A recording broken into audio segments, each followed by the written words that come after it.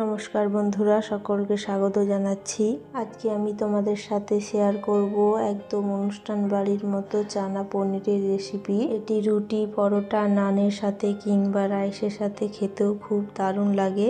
এই রান্নাটি করার জন্য আমি 300 গ্রাম কাবুলি ছোলা কালকে রাতেই ভিজিয়ে রেখেছিলাম। এখন আমি একটি কুকার নিয়ে ছোলাগুলো তাতে দিয়ে দেব।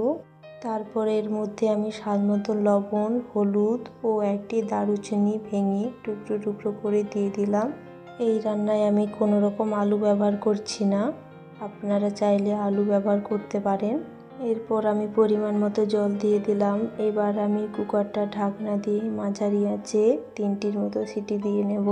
এবার এই রান্নায় দেওয়ার জন্য একটি স্পেশাল মশলা তৈরি করে নেব। তার জন্য আমি এখানে নিয়ে নিয়েছি 10টার মতো কাজু, 1 টেবিল চামচ পোস্ত ও 2টি মাঝারি সাইজের টমেটো, 2টি কাঁচা লঙ্কা ও 1 ইঞ্চির মতো আদা ও টমেটো আমি টুকরো করে নিয়েছি। প্রথমে আমি পোস্ত ও কাজু শুকনো অবস্থায় একটু গুঁড়ো করে নেব। তারপর এর মধ্যে বাকি সবজিগুলো দিয়ে ও একটু জল দিয়ে ভালো করে মসৃণ একটি পেস্ট তৈরি করে নেব।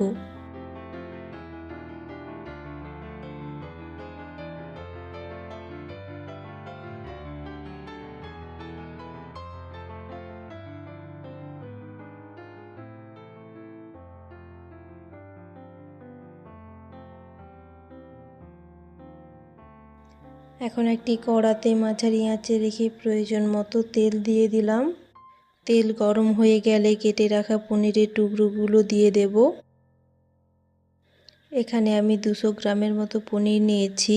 পনির আমি ভালো করে সোনালি রং করে ভেজে নেব।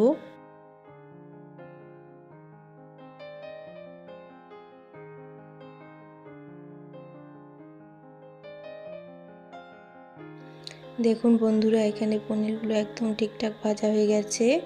এবার এগুলো আমি একটি পাত্রে তুলে রাখবো।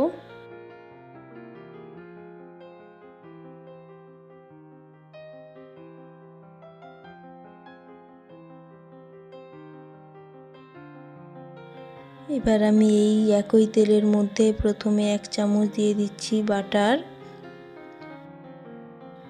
বাটারটা আমি তেলে ভালো করে মিশিয়ে নেব।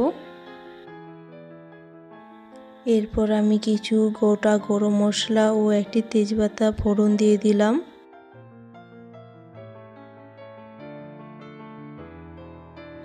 গোটা মশলাগুলো কিছুক্ষণ ভেজে নেব। এরপর আমি যে পেস্টটা বানিয়ে রেখেছিলাম সেটা দিয়ে দেব এবং জারটি ধুয়ে একটু জলও দিয়ে দেব। এই সময় আঁচটা খুব হালকা রাখতে হবে। মশলাটা ভালো করে কষতে কষতে এর মধ্যে দিয়ে দেব 1 চামচ কাশ্মীরি লঙ্কা গুঁড়ো ও 1/2 চামচ নর্মাল লঙ্কা গুঁড়ো দিয়ে দিলাম।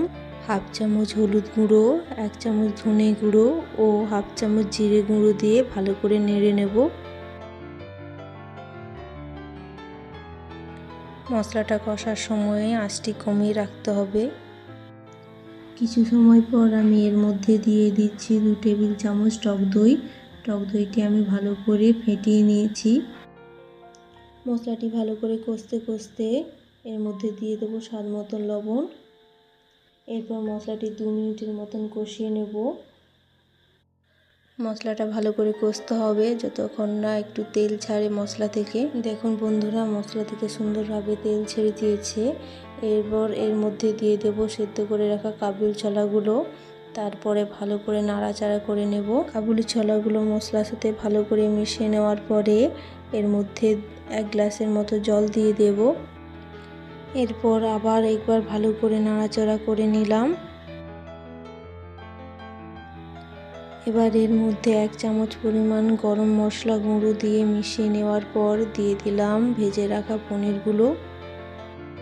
পনিরের টুকরোগুলো ভালো করে সমস্ত উপকরণের সাথে মিশিয়ে নিতে হবে।